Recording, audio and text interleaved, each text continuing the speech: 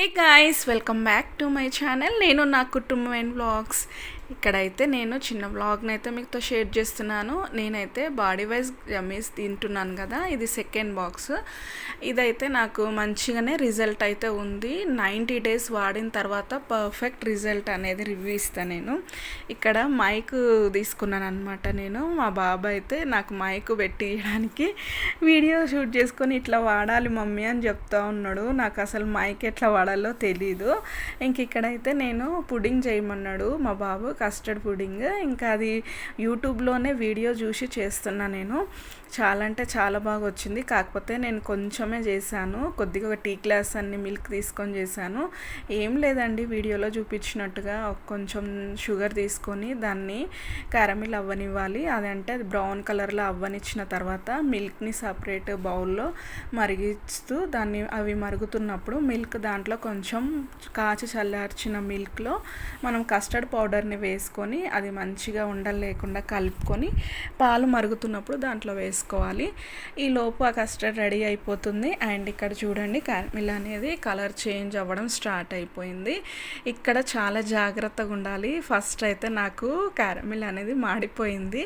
తర్వాత దాన్ని పక్కకు పడేసి నేను మళ్ళీ వేరేది తీసుకొని వేరే ప్యాన్లో మళ్ళీ షుగర్ వేసి మళ్ళీ సెకండ్ టైం క్యారమిల్ అయితే ప్రిపేర్ చేసి ఇలా గ్లాస్ బౌల్లో వేసుకున్నాను అనమాట. అది కొంచెం చల్లారిన తర్వాత ముందుగానే వేసి అంతా సైడ్కి సెట్ చేసుకోవాలి, అది గట్టిగా అయిపోతుంది కాబట్టి. తర్వాత కస్టర్డ్ని ఈ లోపల చల్లారుతుంది కదా, అది వేసి ఒక 4-5 hours డీప్ ఫ్రిడ్జ్లో పెట్టాలి.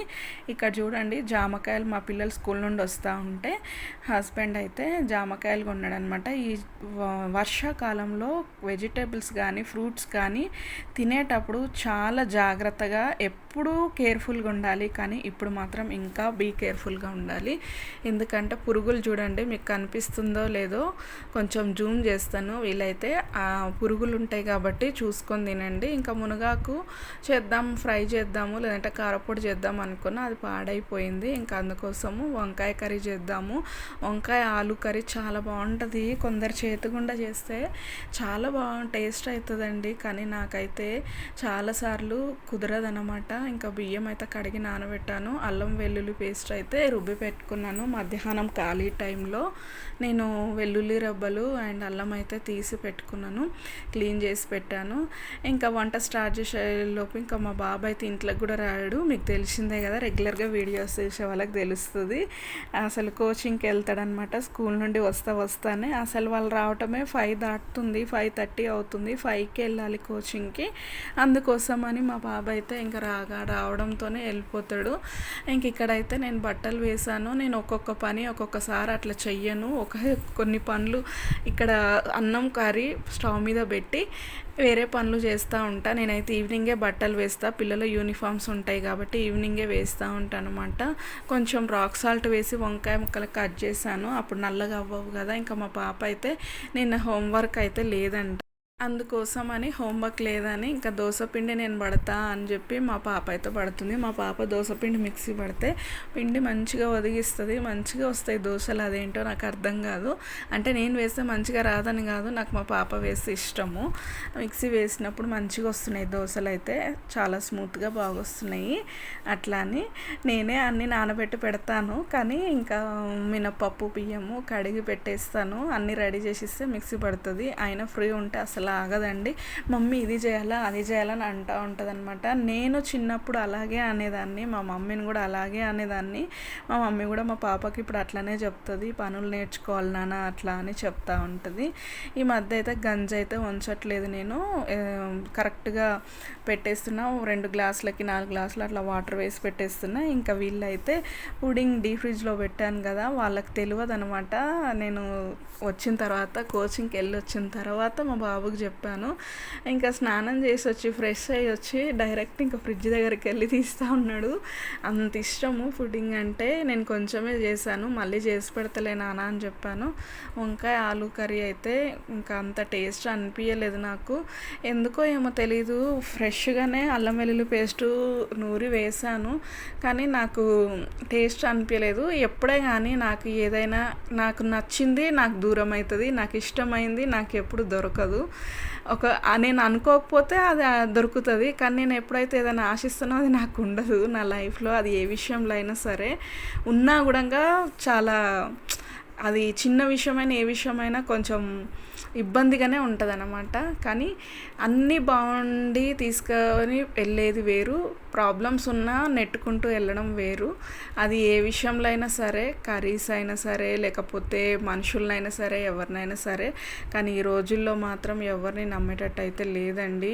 ఈరోజు మంచిగా మాట్లాడతారు, రేపైతే ఇంకా మంచిగా మాట్లాడారనమాట. అవసరానికి వాడుకొని, లేకపోతే అవసరం కోసము ఏదో మనం ఏదో హెల్ప్ చేయడమే అవసరం కాదండి. వాళ్ళు వేరే వాళ్ళ దగ్గర మన గురించి చెప్పుకొని వాళ్ళు మంచి అనిపించుకోవడం కోసం కూడా, మాటల అవసరం కోసం కూడా మనల్ని వాడుకునే వాళ్ళు ఉంటారు. ఇది నా ఎక్స్పీరియన్స్, మీకు అర్థమైందని అనుకుంటున్నాను. ఏదో నాకు షేర్ చేసుకోవాలనిపించింది, షేర్ చేసుకున్నా. ఈ జనరేషన్లో మాత్రం సోలోగా ఉండడమే బెటరు. అంటే సోలోగా ఉండడం అంటే ఏ రిలేషన్స్ లేకుండా కాదు. ఎలా అనంటే ఎట్లాంటి టైం అయినా సరే మనకు మనమే భుజం తట్టుకొని, మనకు మనమే నేను ఇది చేయగలనని మన కాన్ఫిడెంట్తో మనం ముందుకెళ్ళడం మంచిది, చాలా మంచిది. అట్లా ఉంటేనే కరెక్టు ఏ పరిస్థితులు అయినా. ఎందుకంటే ఎవరి మీద డిపెండ్ అయ్యే అవసరం ఉండదు. నేను మా పిల్లలను కూడా అదే రకంగా పెంచుతాను అనమాట. నా లైఫ్లో నేను ఎక్కువగా ఎక్స్పీరియన్స్ చేసింది అదే. చాలా ఉన్నాయి, కానీ ఎవరి లైఫ్లో ఎవరి ఎక్స్పీరియన్స్ వాళ్ళకు ఉంటుంది.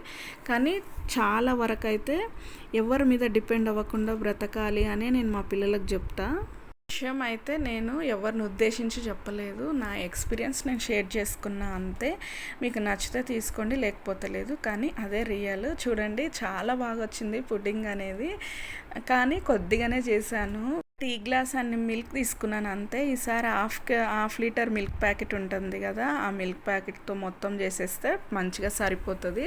శాంపుల్గా ఫస్ట్ టైం చేశాను కాబట్టి ఎలా ఉంటుందో అని చెప్పి కొద్దిగానే చేశాను. చాలా సూపర్గా వచ్చింది. ఎగ్ స్మెల్ అలా నాకు అస్సలు నచ్చదనమాట. అందుకోసం ఇంకా మా బాబు అయితే వెతికి మమ్మీ కస్టర్డ్ పుడ్డింగ్ కూడా చేయొచ్చు, చాలా సింపుల్ అని చూపిస్తే నేను ఇంకా స్కూల్ నుండి వచ్చేసరికి చేసి చూపించాను. ఫుల్ ఖుషి అయిపోయారు వాళ్ళైతే.